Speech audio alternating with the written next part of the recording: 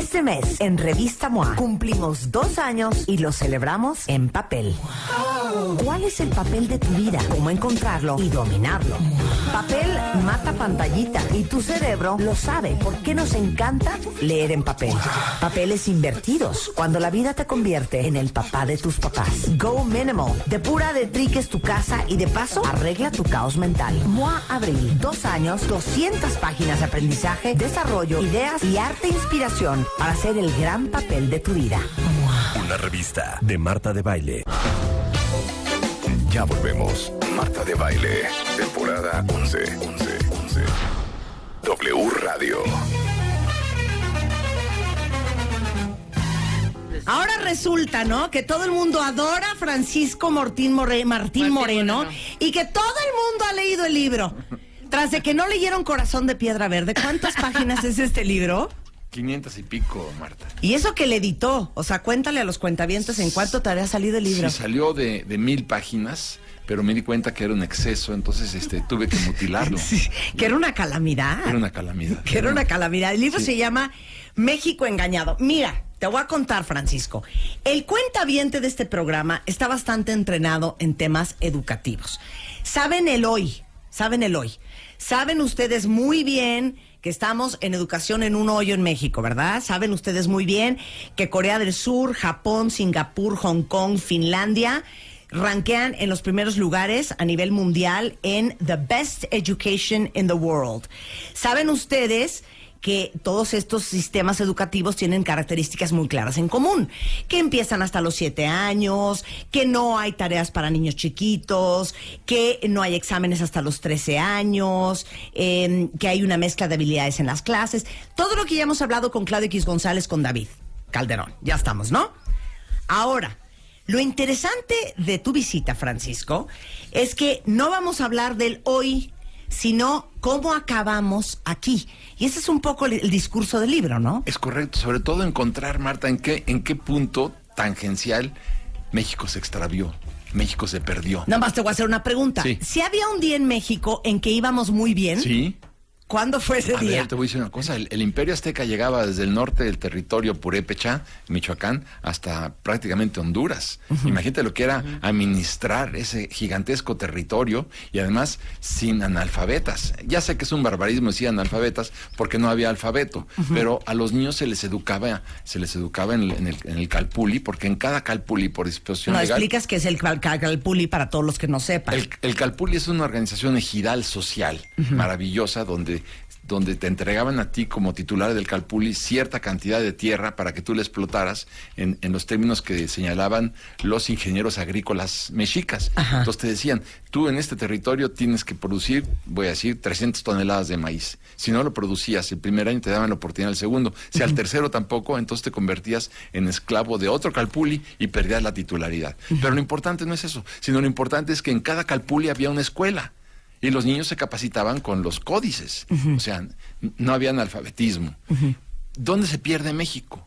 ¿Cuándo? O sea, hasta ahí íbamos muy bien. Íbamos muy bien. Todos iban al calpulli, Por eso se pudo los niños sostener. sabían sus cosas. Así es, estaban capacitados, estaban educados, estaban instruidos los chamacos. Bueno, cuando se logra la conquista de México, en la encomienda que fue la nueva organización agrícola española, a donde como una recompensa a los servicios prestados a la corona, a los españoles les entregaban extensiones gigantescas de tierra. En estas extensiones gigantescas de tierra, claro que desapareció el calpulli, y entonces, en lugar de que en cada encomienda española hubiera una escuela, pusieron una iglesia. Este es el punto toral. ¿Qué quiere decir, Marta? Que cuando Iturbide llega al poder en 1821, bueno, 98% de los mexicanos no sabían leer ni escribir. 98. Aparte, perdón, 1821. Sí. Sí es un poco antier. 300 años después de que se lo consuma la conquista de México, 1521, 300 años después, los mexicanos, 98% no sabían ni leer ni escribir. ¿Quién era la encargada de la educación? El clero católico. El clero católico tenía que educar a las masas. ¿Qué es lo que hizo el clero católico? Educar a los criollos, a los hijos de obviamente a los españoles, pero no educaron a las masas indígenas que quedaron sepultadas en el analfabetismo. Ahora, para ahí, no es por intrigar, pero ahorita es que estoy viendo esta lista de la mejor educación en el mundo, Corea, Japón, Singapur, Hong Kong, Finlandia, Reino Unido, Canadá, Holanda, Irlanda, Polonia, Dinamarca, no son católicos. Ajá. ¿Qué tal? Bueno, compara un país, tienes toda razón, compara un país donde hubo Inquisición, por ejemplo, México, Guatemala, Colombia, Venezuela, Perú, Ecuador, con países donde no hubo Inquisición. Llámese Nueva Zelanda, llámese Australia, Canadá, claro, Estados Unidos, Inglaterra. Ve donde no hubo Inquisición y donde sí hubo Inquisición. Entonces, ahí tienes una explicación. El peor enemigo de este país ha sido siempre el clero católico mexicano. El peor enemigo que hemos tenido en la historia de México ha sido el clero católico. Entonces, a ver, regresemos. Entonces, sustituyen todos los calpulis, sí, por iglesias. Sí. 1821, cuando sube Iturbide al poder, el 90 y cuánto por ciento, el 98% de la población no sabía ni leer ni escribir. Tenía que informarle a la gente, se subían en unos pequeños bancos y leían el periódico en voz alta en las esquinas, porque la gente no sabía ni leer ni escribir. Mientras que, y yo no soy protestante, yo no soy católico, yo no creo en Dios. Bueno, lo digo más que nada para aclarar al público que no tengo ninguna tendencia. En el protestantismo te dicen, si te quieres salvar, tienes que leer la Biblia. Y para leer la Biblia tienes que aprender a leer y escribir, aunque parezca una perogrullada. Bueno, pues entonces, ¿qué pasa? Que se venden 500,000 de libros de La cabaña del tío Tom en 1850, porque la gente estaba capacitada. Y tú dime qué es más fácil de manipular, un país instruido o un país ignorante. Claro. Y cuando finalmente, después de 34 años de dictadura de Porfirio Díaz, del tirano malvado bueno, cuando lo largamos del país a punta de bayonetazos en 1911, 85% de la gente no sabía ni leer ni escribir. Es un país analfabeto, es un país ignorante. Y 1911 es también antier. Está a la vuelta de la esquina. Está a la vuelta de la esquina. Bueno, ¿qué pasa? Que el que empieza a construir escuelas es Álvaro Obregón, 1,000 escuelas al año, y después sigue Calles. Y ahí, al construir las escuelas, ¿qué es lo que hacen? A diferencia de los Estados Unidos, contratan maestros del gobierno para educar a los chamacos. Y gracias a esto tenemos 1,600,000 maestros. Ahora capacita hoy a 1,600,000 maestros. ¿Qué pasó en los Estados Unidos? Que por cada 1,000 habitantes en un lugar tendrían que tener una escuela. Y esta escuela era mantenida por la comunidad. Entonces ahí fue la sociedad la que financió y la que se ocupó y se preocupó de la educación de los chamacos. Pero fueron los mismos maestros de la sociedad, a diferencia nuestra, que fueron los maestros del gobierno los que tienen supuestamente que capacitar a los chamacos. Se burocratizó la educación. Y donde hay un burócrata hay un problema. Y donde hay 1,600,000 maestros... Hay un problemón. Hay un problemón. Basta con salir a la calle para que te des cuenta por qué somos un país de reprobados. Porque la educación nacional, no de este gobierno, la educación nacional ha fracasado históricamente. Ahora, algo que algún día explicó Claudio González de Mexicanos Primero, que me pareció muy sensato y muy interesante, decía, el problema también con el tema de la educación es que es una medallita y un cuello que no te vas a poder parar en este sexenio. No, claro que no. ¿No? Es algo que va a ser muy largo plazo. Y nosotros no somos largoplacistas. No. Pensamos en Corea, que es un gran ejemplo, cuentavientes, porque Corea hace 40 años estaba en un hoyo. Y se dio a la tarea, y ahora sí que pensaron corto plazo y actuaron largo plazo, de en los siguientes 40 años vamos a darle la vuelta a la educación. Pero hubo seguimiento, hubo follow-up. Se iba uno y entraba otro al quite. Eso es algo que es difícil que pase en México, porque, por poner un ejemplo, el secretario de Educación anterior o el que está ahora, no van a ver los frutos de su esfuerzo, porque seguramente es algo que vamos a ver en 40, 50 años, si es que lo llegamos a ver. Es lo que yo te iba a decir, ojalá. ¿No? Ojalá. Es muy importante el punto, porque lo que pasa también es que la sociedad mexicana no se ha corresponsabilizado de la educación. Los padres piensan que dejando a su hijo o a su hija en la puerta de la escuela y dándole un beso en la mejilla ya cumplieron. Y les preguntas, ¿cómo se llaman los maestros de tus hijos? ¿Qué les están enseñando en la escuela? ¿Cómo sabes que lo que les están enseñando en la escuela no es contrario a tu discurso familiar a la hora de la cena? Entonces, ahí es donde comienzan también las grandes diferencias. La sociedad mexicana no se corresponsabiliza de la educación. Y claro, nos confundimos todos. Aquí yo te diría, históricamente hablando, uno de los grandes temas es que te dicen, la conquista de México se logró gracias a la superioridad militar de los españoles y gracias a las alianzas con los tlaxcaltecas y otros grupos indígenas poderosos en el México precolombino. Pues no es cierto. No es cierto. La conquista de México se logra porque viene infectado, eran 250 españoles. O sea, es que eran 3. Sí, 250 eran prácticamente 50,000 caballeros águila educados en el Calmecac, la escuela militar azteca por definición. Bueno, ¿cómo iba a ser posible esto? Llega un negro con Pánfilo Narváez que está infectado de viruela y se muere el 90% de la población del Valle de México por la viruela. No perdamos de vista que el Tlatoani, Cuitláhuac muere también de viruela, como murieron como moscas. Entonces, es una guerra bacteriológica. Cuando te dicen, la ciudad de Tenochtitlan se tomó a cañonazos, no es cierto. Moctezuma le abre la puerta a Cortés y lo deja que se instale en el palacio de Axayácatl. Mentira tras mentira. A ver, Marta, ¿por qué dicen la noche triste? La noche triste fue la noche en que los mexicas le ganan a los españoles. Sí, sí. Bueno, ¿por qué la noche triste? Tendría que ser la noche de la alegría. Es que lloró Cortés, y a mí qué me importa que haya llorado Cortés. Sí, a que lloren en su casa, que lloren en la mía, pues que lloren en la suya. Sí, bueno, pero es la noche de la alegría, la noche del elixir, del éxito. Finalmente triunfaron los aztecas. Entonces, a los chamacos los traman con mentiras. Cuando nos dicen, por ejemplo, a mí me lo dijeron en la escuela, que los españoles le cambiaban a los aztecas, le cambiaban sus pecheras, sus brazaletes de oro, se los cambiaban por cuentas de vidrios y por objetos de vidrio. No es cierto. Si hubiera sido esto, no hubieran tenido un tesoro, y lo tenían, apreciaban los metales. Es el punto de vista de los españoles. Por eso te digo, ¿quién escribe la historia? Te dicen, la historia la escriben los vencedores. Nada más que los vencedores los largamos en 1828, los largó Vicente Guerrero del país, y desde entonces no hemos podido escribir la verdadera historia de México. Que el que hizo un gran esfuerzo por lograrlo, y hay que decirlo, fue precisamente Martín Luis Guzmán con el primer libro de texto gratuito. Si tú comparas el primer libro de texto gratuito de 1960 con este libro del 2015, vas a encontrar una cantidad de aberraciones, de omisiones, de mentiras, de verdades a medias, verdaderamente aberrantes. En la página 115 hay una foto que se las acabo de tuitear, que es el monumento a Hernán Cortés en Medellín, España, que es la tierra natal de Hernán Cortés, y hay que ver que con la bota izquierda está aplastando la cabeza de un indígena. No sabemos si es Moctezuma o Cuauhtémoc. Esto es tan representativo de lo que estás hablando. Sí, así es. Tú lo puedes, es un monumento que cada día hay alguien que le tira pintura roja a este monumento de Cortés, donde está aplastando la cabeza de Cuauhtémoc, la está aplastando con la bota derecha, y bueno, ahí te das cuenta de cómo se contempló la historia de la conquista de México.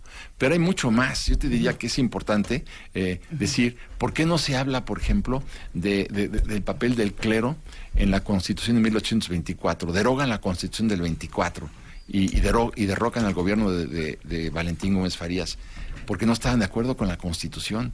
Después ignoran lo que fue la rebelión de los polcos durante la intervención norteamericana, cuando nos quitan la mitad del territorio nacional, que esa rebelión la arma el clero católico cuando el presidente les pide Gómez Farías les pide una cooperación de 15 millones de pesos porque era la única entidad que tenía dinero, no se los da, y organizan un levantamiento armado durante la invasión norteamericana en México. Bueno, después como no están de acuerdo con la Constitución de 1857, lo que hacen, que es alarmante también, es convocar a la rebelión, a una guerra de reforma, porque no están de acuerdo con la Constitución del 57, y el clero católico financia este movimiento armado donde nos matamos entre los mexicanos, igual que en la Constitución del 17, organizan la rebelión cristera, porque no estaban de acuerdo con los postulados de la Constitución mexicana. ¿Qué hubiera pasado, Martín Moreno? ¿Qué tal? Francisco. Señor Martín Moreno. Señor Martín Moreno. ¿Qué hubiera pasado si no hubiera conquista en México? Específicamente en el tema de la educación. Déjame decirte que, bueno... ¿Cuál es tu assessment? Déjame decirte que el término hubiera en términos históricos se conjuga en tiempo pluscuamtonto. Por ser fino, es muy difícil decir qué hubiera sucedido. Pero bueno, yo creo que los aztecas, los mexicas tenían una gran conciencia de la importancia de la educación. Y por ello habían puesto en cada calpulli una escuela y no pusieron una iglesia.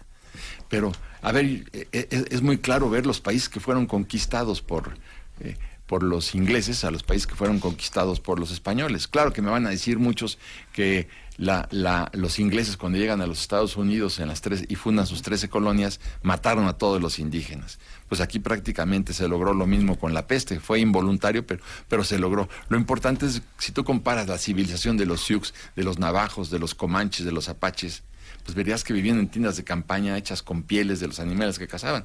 Mientras que aquí, ya en el siglo VIII, ya los mayas habían construido pirámides espectaculares, en donde, ¿te acuerdas? El equinoccio, donde bajaba la pirámide. Imagínate los conocimientos que necesitabas de astronomía. O sea, no hay comparación entre uno y el otro. Pero sí es importante que en el libro de texto se resalten los grandes orgullos de este país. Claro. Los niños tienen que estar orgullosos de lo que ha sucedido en este país, y hay cientos de motivos de orgullos que el libro de texto ignora. Mucho decimos cuando hablamos del tema de educación aquí en el programa, Francisco, a los papás.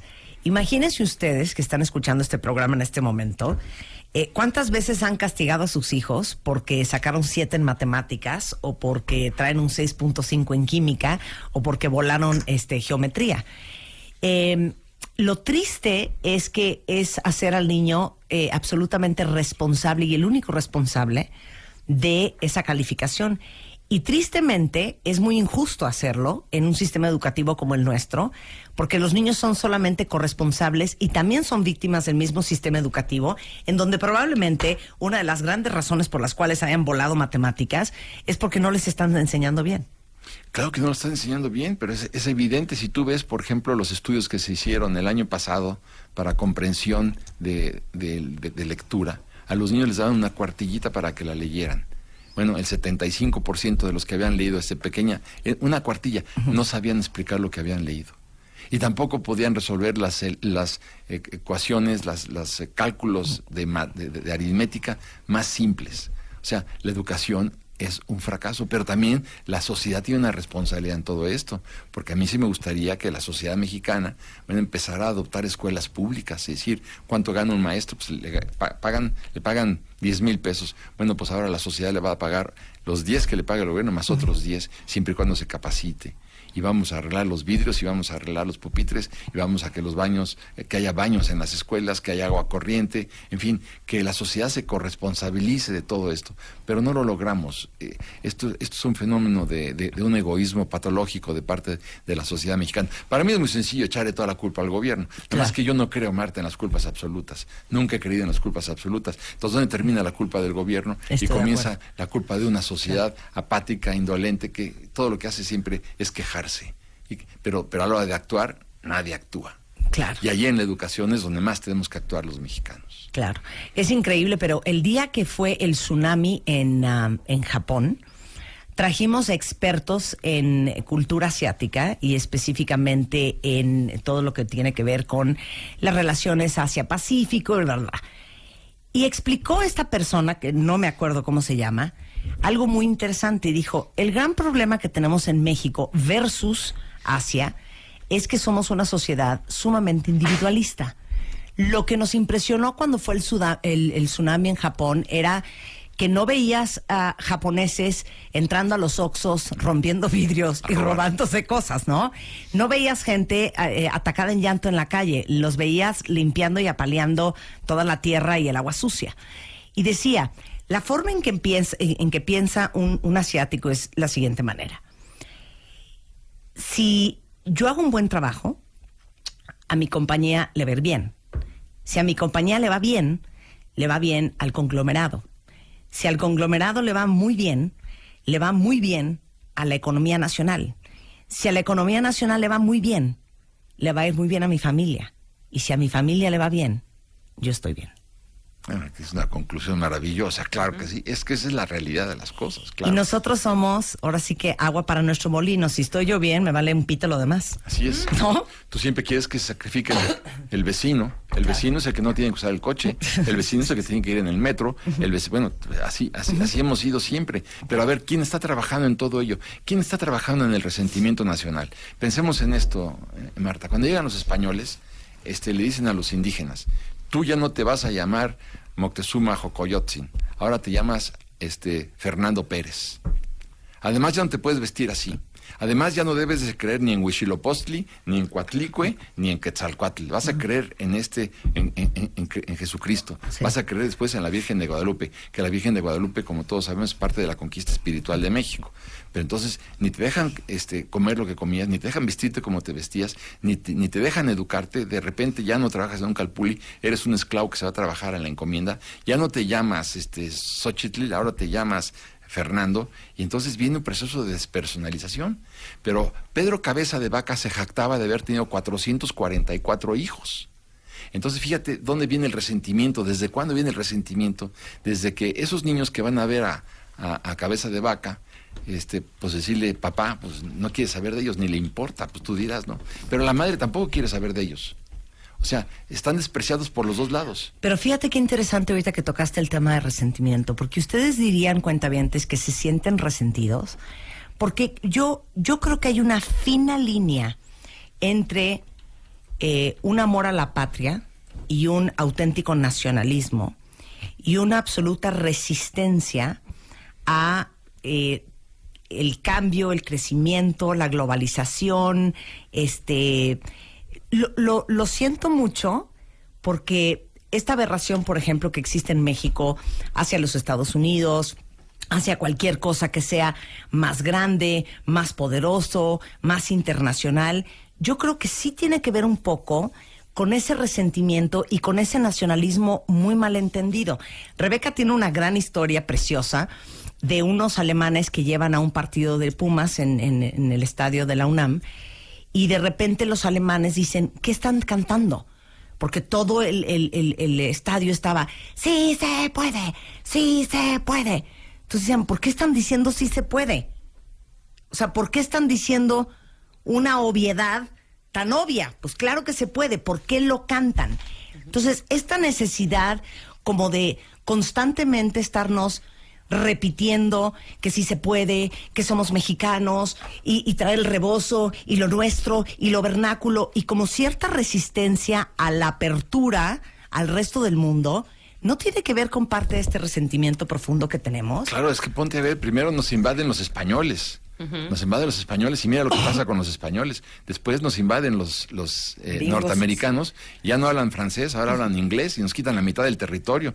Y después el clero católico trae a Maximiliano de nueva cuenta. Entonces tenemos, por eso cuando se logra la expropiación petrolera en México en el año 38, se catapulta la figura de Lázaro Cárdenas, que finalmente fue uno de los grandes destructores de la economía mexicana del siglo XX, por más que esto choque. Basta ver qué hizo con los ferrocarriles, con el petróleo y con el campo mexicano. Pero bueno, él es el que primero empieza este proceso de reconciliación nacional al arrebatarle a los extranjeros el petróleo y decir, ahora es nuestro.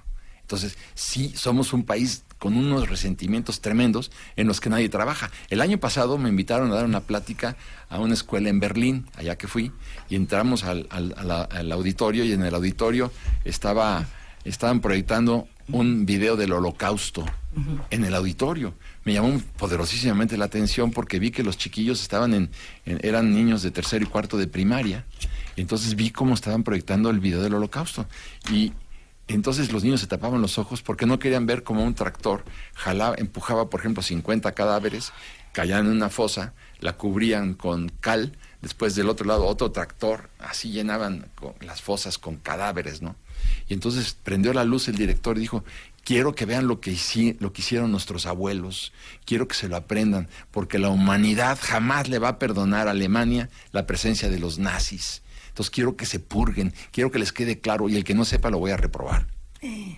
Entonces, esto es lo que yo llamo una purga. ¿Cuándo vamos a empezar aquí en México con las purgas? En la escuela, que es donde los niños tienen que aprender qué fue lo que nos sucedió, qué nos sucedió en la conquista, qué nos sucedió en la guerra contra los Estados Unidos, qué nos sucedió en la independencia, quién es el padre de la independencia, por qué nadie sabe que el padre de la independencia se llama Matías Monteagudo, por qué los niños confunden la independencia con la revolución, piensan que Hidalgo y Pancho Villa eran coetáneos y se iban a tomar los tequilas juntos. Digo, no se vale, este nivel de ignorancia es tremendo, pero llama la atención también que los niños que nacieron en 1997, Marta, que estás hablando a la vuelta de la esquina, ya votaron el año pasado en las elecciones intermedias, porque ya cumplieron 18 años. Del 97 al 2015 son 18 años. ¿Con qué conocimientos? ¿Con qué experiencia política, cultural, educativa? ¿Por quién votaron y por qué votaron por quién votaron? Entonces, todo esto es muy delicado. Por eso es que es imperativo que demos un giro vertiginoso a la educación en nuestro país. Me vale, no te vas a ir, ¿eh? No. Ok, un corte, porque tengo otras cosas que platicar con él. Muy bien, hacemos ¿Okay? un corte. Vamos a hablar de la resistencia al cambio y la resistencia a la globalización. Regresando en W Radio con don Francisco Martín Moreno. El libro se llama México Engañado, es de Editorial Planeta, para que corran ya a buscarlo. De todos modos, les vamos a regalar algunos aquí en el programa. No se vayan, ya volvemos. El de Baile Kids está por comenzar. Si te gusta bailar, cantar, recitar o haces cualquier otra gracia y la haces muy bien, ven y demuéstralo. Esta vez lo que importa es tu talento. Métete a martadebaile.com o wradio.com.mx y checa las bases. El de Baile Kids está por comenzar. Some imagination, huh? ¡Feliz Día del Niño!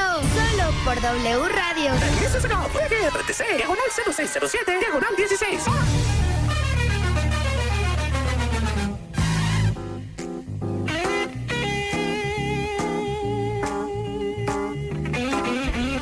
11:07 de la mañana en W Radio. Pues a mí me encanta que a ustedes les encante que hablemos con grandes pensadores como Francisco Martín Moreno. El libro se llama México Engañado, es de Editorial Planeta. Y bueno, me encanta oír opiniones diferentes.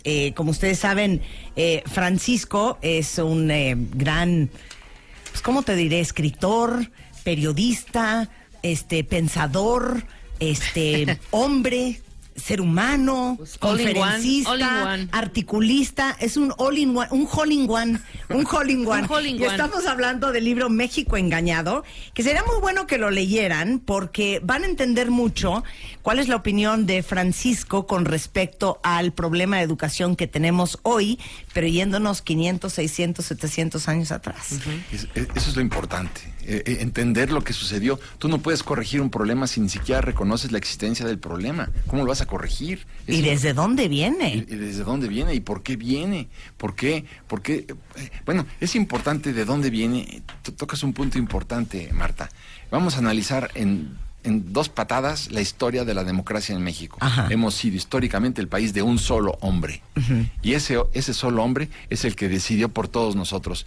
Remontémonos hasta el siglo XIV, en la fundación de Tenochtitlan. Bueno, ahí tenemos que el Tlatoani era el que gobernaba. Ni siquiera se le podía ver a los ojos.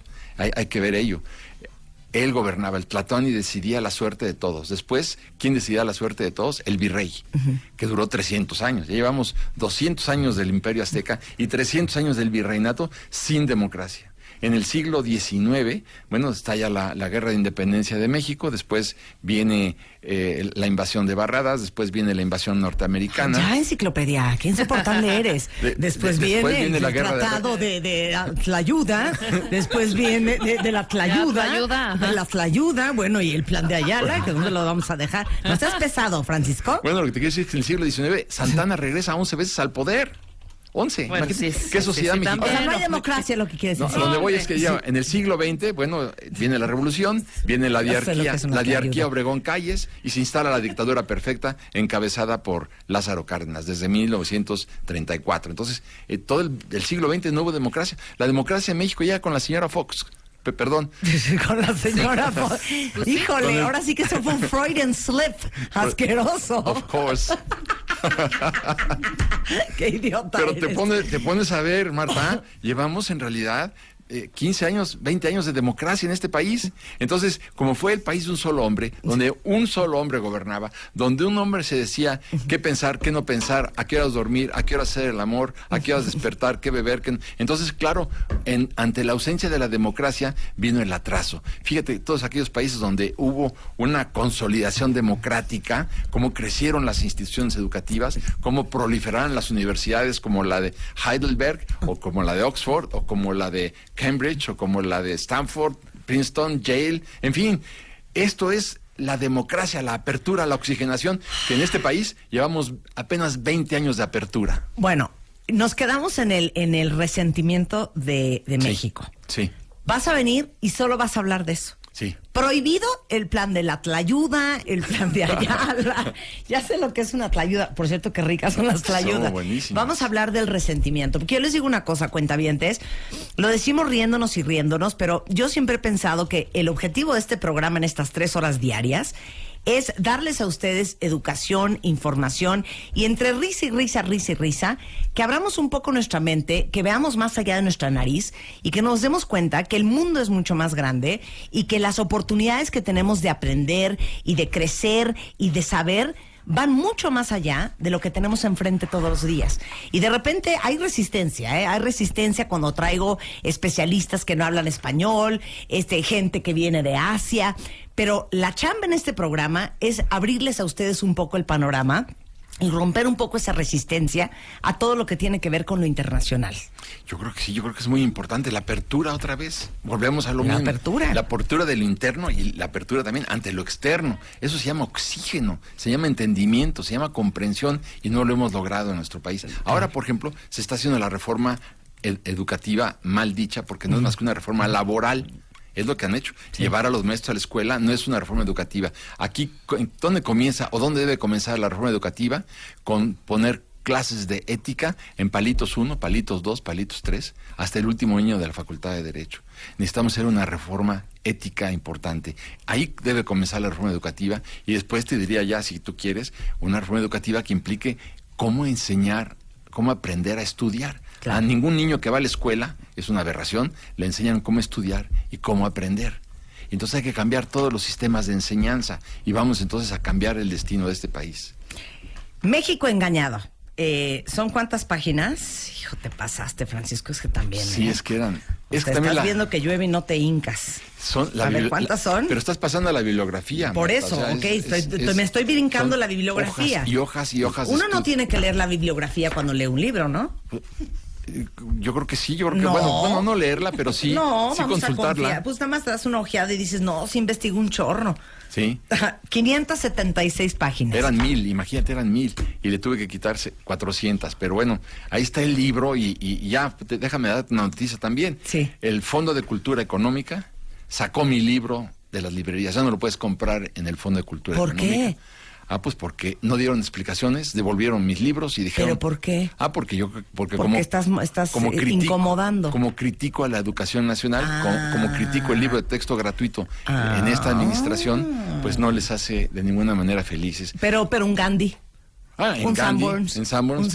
Pero además... El Péndulo, el Sótano. Pero además... Un Amazon, un iTunes. Tú no puedes tapar el sol con un dedo. Claro. Hoy en el Bartolomé, en el Reforma, aparece ya también la nota para que se vea que es si estuviera aquí Cantinflas conmigo, diría que es el Fondo de Escultura. No es posible que saquen el libro de los anaqueles y lo de es muy penoso. Qué pena. Pero bueno, a mí me encantaría que abordáramos, si un día tienes la gentileza de invitarme otra vez, para que habláramos no solamente del resentimiento histórico de México, sino que también habláramos del racismo. Es un país profundamente racista. ¿Amigos? Sí. Amigos por siempre. Claro. BFFs. Sí. BFFs, regresas a hablar de eso. Bueno, me encantará. Bueno, hay 3 libros que vamos a regalar de México engañado a los 3 primeros cuentavientes que nos arroben a Francisco, que es F. Martín Moreno, con su ID de cuentaviente, y con muchísimo gusto, si se comprometen a leerlo, y les vamos a hacer preguntas y examen al final, se los regalamos con mucho gusto. Y tú quedas contratado para regresar a hablar de racismo y resentimiento. ¿Y por qué en la rotonda de las personas ilustres no aparecen esos personajes, hombres y mujeres, en los libros de texto? ¿Por qué? ¿Por qué, Marta? Los nombres que están escritos en letras de oro en el Congreso de la Unión no aparecen en los libros de texto. ¿Por qué no se habla de la investigación, de la invasión norteamericana en 1914 en México? ¿Por qué no se habla de los tratados por ejemplo, McLean Ocampo? Tlayuda. Bueno, no se habla, vamos. Ya, vamos a hablar de todo eso cuando vuelvas, ¿te parece? Me parece muy bien. Es un placer tenerte aquí, igualmente, Francisco. Marta, son las 11:15 de la mañana en W Radio. Extreme Makeover 2016. El cambio. Un hombre, una mujer, 2 transformaciones. Abel, Miguel, Natalie, Karin, Rodrigo, Claudia, Tomás. Métete ahora a martadebaile.com o wradio.com.mx y conoce a los ganadores. Extreme Makeover 2016. Solo por W Radio.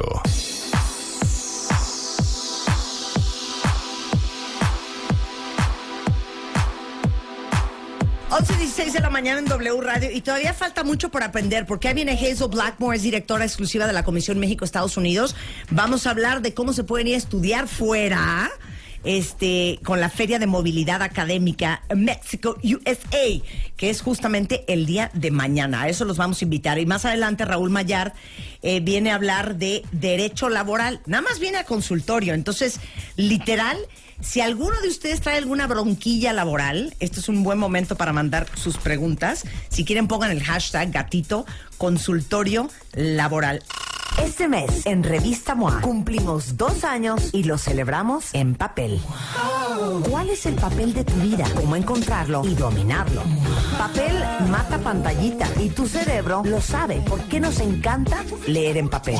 Papeles invertidos, cuando la vida te convierte en el papá de tus papás. Go Minimal, depura de triques tu casa y de paso arregla tu caos mental. MOA Abril, 2 años, 200 páginas de aprendizaje, desarrollo, ideas y arte e inspiración para hacer el gran papel de tu vida. Una revista de Marta de Baile.